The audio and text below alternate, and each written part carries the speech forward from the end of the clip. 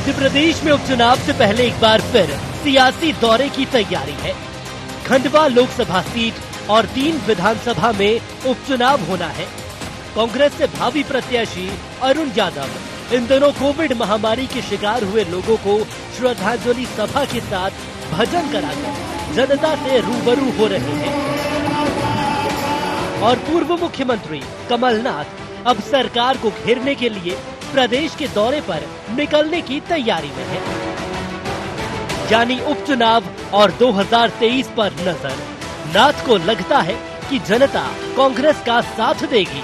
हम पूरी तैयारियां कर रहे हैं और मैंने सबसे चर्चा कर रहे हैं, पूरे स्टेट का दौरा कर रहे हैं। मुझे मध्य प्रदेश के मतदाताओं पर पूरा विश्वास है। मध्य प्रदेश की जनता सबसे पहले साथ देगी सच्चाई का। कुछ कार्यभार इस समय कमलनाथ जी को कांग्रेस हाईकमान ने, सोनिया जी, राहुल जी ने कुछ स्टेटों की आवश्यक जवाबदारी दी थी, जिस कार्य को वो मैं समझता हूँ कि 5, 7, 8 दिन में वो निपटा लेंगे। उसके बाद जैसे अभी नेमावर हो गया है जघन्य हत्याकांड में, ऐसे मुख्यमंत्री के क्षेत्र में भी जाएंगे। हम लोगों ने दौरे उनके बनाना चालू कर दिए, संभाग वाइज फिर जिले वाइज। तो कमलनाथ ने 1.25 साल में जो काम इस प्रदेश में सरकार में रहते हुए किए हैं, वो जनता के मानस पटल पे अंकित हो गए हैं। कांग्रेस सरकार की कमजोरियां तलाश रही है और सरकार संगठन कार्य समिति के बाद से केंद्र और राज्य सरकार ने जो जनता के हित में काम किए, उनको कार्यकर्ता के माध्यम से लोगों तक पहुंचाने की तैयारी में है। लेकिन कांग्रेस के दौरे पर बीजेपी का अपना तर्क है। कमलनाथ जी ने दूसरी बार इच्छा व्यक्त की है। पहली बार छिंदवाड़ा में कहा था कि मुझे सब कुछ मिल गया, अब मुझे कुछ नहीं चाहिए और मैं अब संन्यास लेना चाहता हूँ। और आज दूसरी बार बोला भ्रमण पर निकलने की उनकी आयु हो गई है। वानप्रस्थ के बाद वो वृद्धाश्रम में जाने वाले हैं, इसलिए उनको वानप्रस्थी तो कम से कम हो ही जाना चाहिए। मध्य प्रदेश में तो वो जब मुख्यमंत्री थे तब 5वें माले से नीचे नहीं उतरे। पूरे प्रदेश में तबाही होती रही, बाढ़ आती रही, सूखा पड़ता रहा, आगजनी होती रही, कत्लेआम होते रहे, लेकिन कमलनाथ ने नीचे खिड़की से नहीं झांका।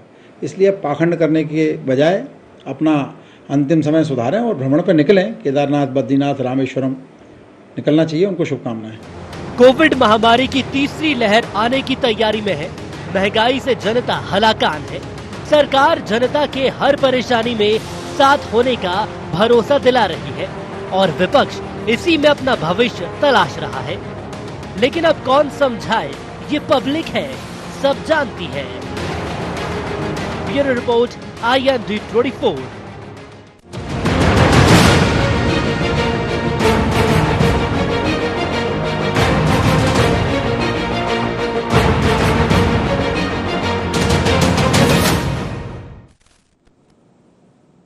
आइंड एजेंडा में आपका स्वागत है। मैं हूं मनोज सैनी। आज का एजेंडा है सरकार का दौरा। हम इस पर बात करेंगे, लेकिन उससे पहले डाल लेते हैं कुछ खास बिंदु पर निगाह। क्या कांग्रेस कर रही आगामी उपचुनाव की तैयारी? कांग्रेसी नेताओं के दौरे से क्या और बढ़ेगी सियासत में सरगर्मी? महंगाई और महामारी के बीच क्या विपक्ष तलाश रहा अपना भविष्य? क्या दौरे के जरिए कांग्रेस जीत पाएगी जन कमल? इन्हीं खास बिंदुओं को लेकर आज आपसे चर्चा करेंगे। दरअसल मध्य प्रदेश में एक बार फिर सियासी सरगर्मी तेज है। वजह भी यही है कि लगातार हम देख रहे हैं महामारी के बाद महंगाई की मार भी है और कांग्रेस को लगता है कि शायद ये तमाम सारे मुद्दों को लेकर हम जनता के सामने जाएं तो बात बन जाएगी। कमलनाथ जी बीते कुछ दिनों तक अस्पताल में भी रहे, जैसा उन्होंने खुद भी बताया, लेकिन अब फिर लौट रहे। मध्य प्रदेश में कई राज्यों की उनको जिम्मेदारी मिली, उसको भी बखूबी निभाया। पर मध्य प्रदेश लौटने पर जाएंगे हर जिले में, हर संभाग में। बीजेपी पहले से अपने दौरे कर रही। मुख्यमंत्री जी को आपने देखा कि उज्जैन होकर आए, इंदौर और फिर उज्जैन जाने की तैयारी में, इससे पहले शहडोल, तमाम तरह की। पर बड़ी बात यह है कि किसकी बात को जनता समझेगी, क्योंकि सरकार अपना काम कर रही, विपक्ष अपना काम कर रहा है। लेकिन सरकार का दौरा, क्या इसे कहा जाए? सरकार का माध्यम मतलब यही है कि सभी सरकार है इस समय, तो हर कोई सरकार बनने के सपने देख रहा है और जो सरकार में है वो बने रहने की बात कर रही है। तो चलिए, आज यही हमारा मुद्दा है। मेरे साथ 3 मेहमान जुड़ रहे स्टूडियो में। अब्बास हफीज जी है, आपका स्वागत है। अब्बास जी बहुत बहुत प्रवक्ता है अनिल श्रीवास्तव जी हैं, वरिष्ठ पत्रकार। सर आपका भी बहुत स्वागत है। और साथ ही धैर्यवर्धन शर्मा जी जुड़ रहे हैं, भारतीय जनता पार्टी के मीडिया पैनलिस्ट। और एक और मेहमान मेरे साथ जुड़ रहे हैं, सुरेश शर्मा जी, वरिष्ठ पत्रकार। सर आपका भी बहुत स्वागत है। सभी मेहमानों को बहुत बहुत स्वागत है। अब्बास जी, सबसे पहले शुरुआत आपसे ही करना चाहूंगा। मध्य प्रदेश में लगातार कुछ दिनों से आप लोग सक्रिय नजर आ रहे हैं, पर अब कमलनाथ जी भी कह रहे हैं कि हम भी दौरा करेंगे, तो क्या तलाश रहे हैं? दूसरी तरफ अरुण यादव जी को भी देख रहे हैं, लगातार पहुंच रहे हैं, मुलाकात कर रहे हैं। वो भी शायद ये तलाश रहे हैं कि लोकसभा का टिकट उनको मिलेगा तो वो चुनाव मैदान में होंगे। देखिए मनोज जी, सबसे पहले तो हम अभी फिलहाल नहीं आए हैं यहाँ पर, आखिरकार नहीं आए, हम तो पहले से ही सक्रिय हैं। कांग्रेस पार्टी जिस दिन से सरकार साम दाम दंड भेद से गई है और जनता के जनादेश का हनन किया गया है दिन दहाड़े, उस दिन से हम सक्रिय हैं। भले ही वो कोविड की पहली लहर हो या कोविड की दूसरी लहर हो, सब तरफ आपने देखा कांग्रेस पार्टी के चाहे एमएलएज हों, कांग्रेस पार्टी के कार्यकर्ता हों, हमारे जिला अध्यक्ष हों, हमारे जिले के नेता हों, हमारे प्रदेश के नेता हों, तमाम लोग सक्रिय रहे जनता के दुख दर्द के अंदर, जनता की खुशी में। हर तरफ कांग्रेस पार्टी को आप देखेंगे। कमलनाथ जी का दौरे तो चल ही रहे हैं निरंतर, अब और ज्यादा आप सक्रियता देखेंगे, क्योंकि जिस तरह से जो राजस्थान हो, दूसरे राज्य हों जहां पर कमलनाथ जी को के काम लिए गए थे, वहां पर ऊपर उनको काम दिए गए थे, वो भी उससे फारिग हो चुके हैं। अब सारी चीजें सब सेटल्ड हैं। और अब मध्य प्रदेश के अंदर भी जो कोरोना की तबाही थी उसके हम आगे निकल गए हैं, जो सरकार की नाकामियों की वजह से हुई थी। अब जनता के बीच में जाने का समय है। तो कमलनाथ जी तो पहले से ही अपने दौरे कर रहे हैं, विंध्य भी गए थे, उसके बाद आपने देखा मालवा का भी दौरा हुआ था, उज्जैन के दौरे पे कमलनाथ जी थे। कमलनाथ जी फिर नेमावर भी आए थे। कमलनाथ जी एक ऐसे अध्यक्ष हमारे हैं जो अथक जो प्रयास हैं उनके वो चल रहे हैं कि जनता को जनता का अधिकार मिले, जनता ने जो खोया है वो जनता को वापस मिले, जनता की बात रखी जाए, जनता की बात को कैसे मनवाया जाए, ये सारी की सारी चीजें हैं। जैसा सज्जन सिंह वर्मा जी ने कहा कि दौरे पूरे के पूरे हमारे प्लान हैं, रणनीतियां हैं हमारी, कहाँ कौन जाएगा, कब जाएंगे कमलनाथ जी, कैसे जाएंगे। और एक बात जो भारतीय जनता पार्टी के मीडिया प्रभारी महोदय कह रहे थे, मैं बड़ी आपत्ति है उसकी पर मुझे, उन्होंने कहा कि उनको संन्यास लेना चाहिए, उनकी उम्र हो गई है। मोदी जी की उम्र भी लगभग उसी उम्र के दौर के अंदर चल रही है, तो क्या वो मोदी जी से भी कहना चाहते हैं? मतलब उनकी पार्टी में येदियुरप्पा जी बन जाएंगे, अंतर है, वो 64 है और 74 की तरह, ऐसा वो बोल भी रहे। 70 साल नरेंद्र मोदी जी 70-71 है और कमलनाथ जी 73-74 है। तो मुझे नहीं लगता कि इतना बड़ा अंतर है। और आज की तारीख के अंदर येदियुरप्पा जी ने सबके ही रिकॉर्ड तोड़ दिए हैं। भारतीय जनता पार्टी के साथ जो भी भाजपा करे वो सब सही है, वही चीज अगर कांग्रेस पार्टी में होती है तो भारतीय जनता पार्टी मोतियाबिंद हो जाता है। ये क्या है ये, मतलब वो करें तो वो एक गाना भी चलता है, मैं कहूंगा नहीं, आप समझ गए होंगे। देखिए, कमलनाथ जी के बारे में सवालिया निशान भारतीय जनता पार्टी कम खड़ा कर रही है, कांग्रेस के अंदर खाने में ज्यादा सवाल है। कांग्रेस के लोग हैरान परेशान है कि यह अजर अमर नेतृत्व बाकी लोगों को मौका दे भी पाएगा कि नहीं, या बाकी के लोग भी जवानी से बुढ़ापे की ओर आ गए और वे वीरगति को प्राप्त हो जाएंगे पर कभी महत्वपूर्ण भूमिका में नहीं आ पाएंगे। और सुना कि कमलनाथ जी निकल पड़े या निकलने की तैयारी कर रहे हैं। अब चलने को लेकर के तो तमाम बातें होती है साहब, कुछ लोग नींद में भी चल पड़ते हैं। कई बार कहा जाता है कि 9 दिन चले और 2.5 कोस, उस चलने का परिणाम क्या है? पहले कांग्रेस संगठन की सेहत सुधारे। नहीं, परिणाम दिखा था, वो चलने का परिणाम दिख गया था दमों में, उसके बाद ही तो लग रहा है कांग्रेस को कि चलते रहिए। वो दिग्विजय सिंह जी और कमलनाथ जी से बाहर पहले कांग्रेस को निकालें, 4 कदम उस शुभ कार्य के लिए वो चलें, उसके बाद वो प्रदेश की जनता के लिए चलेंगे, जरूर अच्छा लगेगा। नेताओं को चलायमान होना भी चाहिए, पर कांग्रेस को लग रहा है कि उससे बाहर नहीं आना है, वही 2 नेता हमारे लिए सब कुछ है, तो अब वो तो उनका पर्सनल मैटर है। मेरी एक छोटी सी टिप्पणी, चलिए कुछ कह रहे थे अब्बास जी, मैं इतनी सी धैर्यवर्धन जी बस इतनी सी बात जोड़ना चाहता हूं इसके अंदर कि आप किस मुंह से ये बात करते हैं कि किसी और को मौका मिले। पिछले 16-17 साल से शिवराज जी को मुख्यमंत्री के तौर पे आप बदल नहीं पाए, एक पूरी पहली लाइन जो है आपकी खत्म होती जा रही है, आप किसी को मौका नहीं दे पाते हैं, चाहे वो कैलाश विजयवर्गीय जी हो, चाहे वो गोपाल भार्गव जी हो, चाहे वो नरोत्तम मिश्रा जी हो, एक पूरी की पूरी एक लाइन लगी हुई है। आप क्या कहते हो यार? आप तो कम से कम। चलिए धैर्यवर्धन जी, अब बात पूरी कर लीजिए। बहुत बढ़िया तर्क दिया आपने, पर मैं पूछना चाहता हूं कि शिवराज जी बीजेपी के प्रदेश अध्यक्ष भी हैं कमलनाथ जी की तरह? ये संगठन तय करता है कि कौन क्या रहेगा, इसीलिए मैं कहता हूं कि ना आपको अधिकार है ना किसी को अधिकार है। ये संगठन की बातें होती है, संगठन जिसको पर्याप्त समझता है, जिसको उपयुक्त समझता है वो करेगा। तो ये बात कोई चर्चा का विषय नहीं है, बहस का विषय ही नहीं है। चलिए मैं लौट रहा हूं। अनिल जी, ये जो सब चल रहा है, खैर ठीक है, विपक्ष में है और सबको दौरा करने के अपने हक हैं, चाहे वो बीजेपी हो या कांग्रेस। लेकिन कमलनाथ जी का ये दौरा किस रूप में देख रहे हैं? देखिए मनोज जी, एक पार्टी के प्रदेश के मुखिया हैं, वो अपने तरफ से अपने हिसाब से दौरे करेंगे ही करेंगे। भारतीय जनता पार्टी को या सत्ताधारी दल को कोई वॉक ओवर तो दे नहीं देगा कि भैया ठीक है आप दोबारा फिर से एक बार सरकार बना लो जी। अब रही बात के उनके इस दौरों में कितनी ताकत है, कितनी दम है, ये तो चुनाव के समय बताया जाएगा। यह चुनाव के समय होगा। अगर भारतीय जनता पार्टी की सरकार से जनता को फायदा हुआ है तो निसंदेह प्रदेश की जनता भाजपा के साथ खड़ी होगी, और अगर कांग्रेस के 15 महीने के शासनकाल में उनको कुछ फायदा हुआ है या कोई फायदा दिख रहा है उनको, तो निश्चित वो कांग्रेस के साथ खड़ी होगी। फिलहाल की स्थिति में ये नहीं कहा जा सकता। अलबत्ता ये है कि जिस तरीके से भारतीय जनता पार्टी, खैर भारतीय जनता पार्टी तो बड़ा संगठन है, काफी बड़ा संगठन है, और उसका एक चुनाव होता है और दूसरे चुनाव की तैयारी भारतीय जनता पार्टी में चालू हो जाती है जी, क्योंकि केडर बेस पार्टी है और उस हिसाब से काम करती है। लेकिन कांग्रेस भी धीरे धीरे ग्रेजुअली आगे बढ़ रही है और मैं समझता हूं कि यह कांग्रेस के लिए शुभ संकेत है। जी सुरेश शर्मा जी, एक प्रतिक्रिया चाहूंगा आप। नहीं, कांग्रेस को दौरा करने का अनिल जी ने बिल्कुल सही कहा है। कांग्रेस को दौरा करने का अधिकार है, उसको कौन छीन सकता है, और सत्ता छीनने का भी अधिकार है उसको, क्योंकि वो राजनीतिक पार्टी के रूप में है, कोई धार्मिक संस्था तो खोल के नहीं बैठे हैं, इसलिए वो अपनी बात कहेंगे और ये अपनी बात कहेंगे। लेकिन मैं चाहता हूं कि मुझे कम अवसर दिया जाए आज, तो मैं बस केवल इतना कहना चाहता हूं कि लेकिन सकारात्मकता के साथ यदि चलेंगे तो आगे जाएंगे। नकारात्मकता भर के बैठा रहेगा आदमी तो फिर उसका संदेश ऐसा ही जाएगा। मुझे तो वही टिप्पणी करना है जो मैं सुबह से सोच के बैठा था कि, और मैंने अपना कॉलम में भी लिखा है कि राज्यपाल से पहली बार मिलने गए और इतनी नकारात्मकता उड़ेल के आ गए वहां, और उसका बयान जारी करा कांग्रेस ने बहादुरी के साथ। तो आप ये देखिए, क्या इसका मतलब 15 महीने में इनने कुछ भी नहीं करा कि सब कुछ शिवराज ने बर्बाद कर दिया। आदिवासियों के लिए कुछ नहीं है, किसानों के लिए कुछ नहीं है, महामारी में कुछ नहीं है, फला में कुछ नहीं है। तो मुझे लगता है कि इस प्रकार के पहले दिन राज्यपाल से सौजन्य मुलाकात के लिए गए थे और इतनी नकारात्मकता भर के आ गए या कह करके आ गए, तो ये जो है कोई बहुत पॉजिटिव संकेत नहीं, जनता कोई इससे खुश नहीं होती। तो मुझे केवल इतना ही आज की चर्चा में कहना है कि दौरे करें, दौरे जाकर के प्रदेश के लिए उनका विजन क्या है। जैसा उन्होंने 900 बिंदु दिए थे, तो कम से कम ये लगने लगा था लोगों को कि ये देखिए 900 बिंदु इनने दिए हैं, और कर्ज माफी जैसा एक ललचाने वाला नारा दिया था। तो वो सारी चीजें समझ में आती हैं कि जनता को आकर्षित करने के लिए आदमी जो है करता ही है, और करना भी चाहिए, राजनीतिक पार्टी है तो।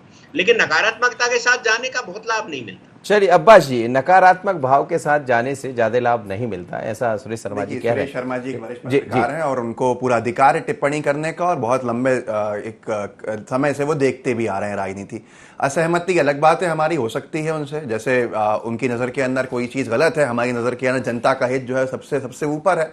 अगर ओबीसी आरक्षण को लेकर जो कोर्ट के अंदर पेंडिंग लिटिगेशंस हैं, उसमें अगर भारतीय जनता पार्टी जानबूझकर पिछली बार की तरह लेटलाई करेगी और बेगौरी के साथ उसकी पैरवी करेगी कि हाईकोर्ट जो है, माननीय हाईकोर्ट, वो ये मांगता है भाजपा की सरकार से कि भाई जनसंख्या के आधार के ऊपर जो आपकी जातियों की जनसंख्या है उनके आधार के ऊपर आप हमें डिटेल्स दीजिए कि किसकी कितनी जनसंख्या, और ये नहीं देंगे तो जाहिर सी बात है गवर्नर महोदय से हम कोई वहां पर चाय पे चर्चा करने या अपना कोई ऐसा, वो हर वक्त कीमती है, उसके लिए महत्वपूर्ण है, तो गवर्नर महोदय से, महामहिम राज्यपाल महोदय से अपनी बात को रखेंगे। मध्य प्रदेश की जनता इसको नकारात्मक तरीके से नहीं देखना चाहिए, क्योंकि ये बात ये कही गई है भाई पैरवी होनी चाहिए सही तरीके से। अगर कोई असुरक्षित है तो नेमामर की घटना हुई है तो किससे कहेंगे अपनी बात को? महामहिम राज्यपाल महोदय से तो कहेंगे नेता प्रतिपक्ष। तो वो पहले दिन से काम, देखिए पहले दिन से काम शुरू करने वाले हैं कमलनाथ जी, चाहे वो किसान कर्ज माफी की फाइल हो या कोई भी मामला हो, वो पहले दिन से काम शुरू करते हैं। तो महामहिम राज्यपाल, लेकिन अब्बास जी पहले दिन से काम शुरू करते हैं, वही तो जल्दबाजी हुई है, उसी जल्दबाजी के चक्कर में तो आप लोग फिर आज यहाँ आ गए। ये जल्दबाजी हमारी नहीं थी कि हमारे विधायक लेके कोई चला जाए और उन विधायकों को इनाम दिया जाए, वो एक लंबी चर्चा का विषय बन जाएगा। आज जो बात है वो उसके ऊपर है कि आज भारतीय जनता पार्टी जो है वो कमलनाथ जी के दौरे से बहुत घबराई हुई है, क्योंकि उसे मालूम है कि जनता जो है वो विपक्ष के साथ खड़ी है, जनता बहुत निराश है, जनता ने अपनों को खो दिया है। ये पहली बार हुआ है मध्य प्रदेश के अंदर कि सरकार की नाकामी की वजह से ऑक्सीजन नहीं मिल पाई लोगों को। अब ये कह देना कि ये तो एक ऐसी आपदा बन गई तो भाई जिम्मेदारी ताली कप्तान की, गाली कप्तान की, सारी चीजें होती हैं। जिम्मेदारी आपकी थी, जिम्मेदारी को आप नहीं पूरा कर पाए, जनता का दुख दर्द बांटने अगर कोई निकलता है तो आपको परेशानी है, कोई नहीं निकलता तो भाजपा को परेशानी है। भारतीय जनता पार्टी उसको समझ में आ रहा है कि भविष्य बहुत अंधकार में है, इसलिए घबरा गई। चलिए सुरेश जी, आप कुछ कह रहे थे, हाथ उठा रहे थे।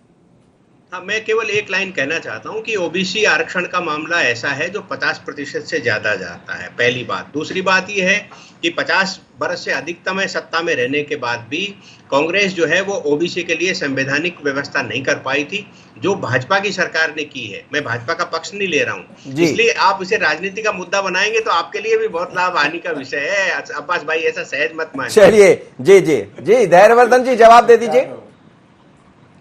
सुरेश शर्मा जी ने जो बोला है तो बिल्कुल सही बोला है कि भारतीय जनता पार्टी गाल बजाने का काम नहीं करती, जातियों और वर्गों के आधार पर आग जलाने का काम नहीं करती। हमने पिछड़े वर्ग के कल्याण के लिए भी काम किया है। मैंने ऐसा कब बोला है? तो सुरेश शर्मा जी, चलिए कहिए बात पूरी कीजिए धैर्यवर्धन। बात ऐसी कही बीजेपी क्या बजाने का काम करती है बता दीजिए। मैंने कहा मैंने ऐसा नहीं बोला कि बीजेपी गाल बजाने का काम नहीं करती है। भाई बीजेपी अपना काम करती है, कांग्रेस अपना काम करती है। नहीं, मैं आपसे नहीं कह रहा। धैर्यवर्धन जी ये अर्ध विराम के बाद का सेंटेंस है जी। सुरेश शर्मा जी के बाद पूर्ण विराम तक ले जाइए आप। जी जी जी, आप कहिए जी। तो मैं ये कह रहा था कि भाई साहब ने, सुरेश शर्मा जी ने बड़ी अच्छी बात कही कि हमने पिछड़ा वर्ग के आयोग को संवैधानिक दर्जा दिया। अभी माननीय मोदी जी ने जो कैबिनेट बनाई है, कोई कल्पना कर सकता था आजाद भारत के इतिहास में पिछड़े वर्ग को कितनी बड़ी तादाद में मंत्रिमंडल में शामिल किया है। एससी को भी लिया है, एसटी के लोगों को भी लिया है, समाज के हर तबके को उसमें एक बड़ा अवसर प्रदान किया गया है कि देश के विकास में, देश के लिए योजना बनाने में आप सब सक्षम प्रतिनिधि के नाते अपनी भूमिका अदा करें। और हम अंत्योदय के लिए जीते हैं। अंत्योदय में पिछड़ा वर्ग भी है, अंत्योदय में अनुसूचित जाति है, जनजाति है, अल्पसंख्यक है। लेकिन धैर्यवर्धन जी ये आप समझ पा रहे हैं कि जो पासा फेंक दिया कमलनाथ जी ने, उसके बाद बहुत सारे बयान भी आ रहे हैं। तो ये कुछ और, एक तरफ केंद्र में बहुत, जिसका आप जिक्र कर रहे हैं, ओबीसी को जगह मिली है, इसमें कोई शक नहीं है, पर ऐसे ही दौर में आके कमलनाथ जी, अब पता नहीं किस बाबत वो बात कह गए, अब वो किसकी गले की फांस बनेगा, अलग मुद्दा है। लेकिन एक आप भी आज कहने को मजबूर कर दिया उन्होंने। नहीं, आज देखिए डिबेट का विषय है कि कमलनाथ जी दौरा करेंगे। अब कमलनाथ जी दौरा किसके लिए करेंगे, अब आप विषय पर आ जाए। जी जी अब्बास भाई थोड़ा सा इधर उधर चले जाते तो मेरी मजबूरी हो जाती। चलिए ठीक है, मैंने जगह पे ले आया आपको, चले आ जाइए। मैं ये कहना चाह रहा हूँ कि कमलनाथ जी जो दौरे के लिए निकलने वाले हैं, वो सीधा सीधा इसका अर्थ है कि कांग्रेस में उनकी आयु को लेकर, उनकी क्षमता को लेकर, उनके प्रबंधन को लेकर, उनकी कार्यशैली को लेकर, उनका जो कम वार्तालाप है कि लोगों से मिलते नहीं थे, कम मेलजोल का स्वभाव, उन सब पर सवाल खड़े हो रहे थे। तो वो बता रहे हैं कि पहलवान में अभी दम बाकी है। ये जनता को नहीं बता रहे, वो बीजेपी को नहीं बता रहे, आपको भी नहीं बता रहे। किसको बता रहे? अंदर खाने में कांग्रेस के संगठन को बताएंगे कि मुझ में अभी बड़ी जान बाकी है। नहीं, संगठन के मुखिया वो है, संगठन के मुखिया वो है।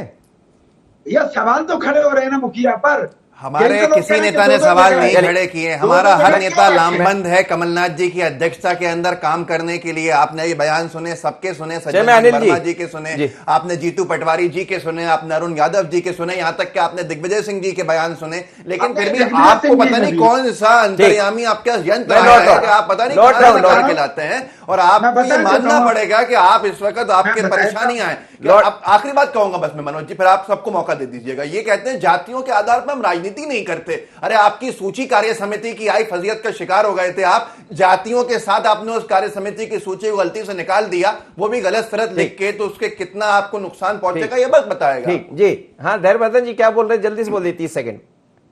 देखिए, समाज के सभी वर्गों को पर्याप्त प्रतिनिधित्व देना हमारी जिम्मेदारी है।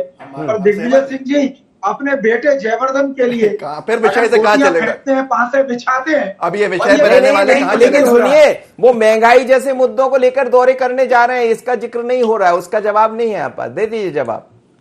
अभी कांग्रेस के नेताओं को भरोसा दिलाने के लिए दौरा करेंगे वो कि अभी दम है मेरे बाजुओं में, आप समझिए आप भी बात। दौरा कर लीजिए, कहिए पेट्रोल डीजल हम कम कर देते हैं 20-20, 25-25 रुपया। आप भी दौरा कर लीजिए, एलपीजी हम कम करा देते हैं। आप भी दौरा कर दीजिए, महंगाई कम करा देंगे। अधिकार देने का कभी दौरा कीजिए, अधिकार छीन पंजाब में, महाराष्ट्र में करा दीजिए। अनिल उसके बाद हम विचार करेंगे आपके अनिल श्रीवास्तव जी, अब आप सब सुन रहे हैं, एक अच्छा, आप समय मॉरिशस टिप्पणी नहीं आपसे चाहूंगा मैं, और ये भी आप देख रहे हैं कि ऐसा लगेगा कि जब कमलनाथ जी निकलेंगे दौरे पर तो फिर सियासी एक माहौल भी दिखाई देगा मध्य प्रदेश के भीतर, क्योंकि 3 उपचुनाव होना है और एक लोकसभा का उपचुनाव होना। हम देख रहे हैं अरुण यादव बहुत सक्रिय नजर आ रहे हैं, तो भारतीय जनता पार्टी को इस तरह की सक्रियता अब दिखानी पड़ेगी। नहीं, देखिए मनोज जी, उम्र से कुछ नहीं होता। अभी धैर्यवर्धन जी हमारे मित्र बोल रहे थे, मैं उन्हें बताना चाहता हूं कि ओल्ड इज गोल्ड।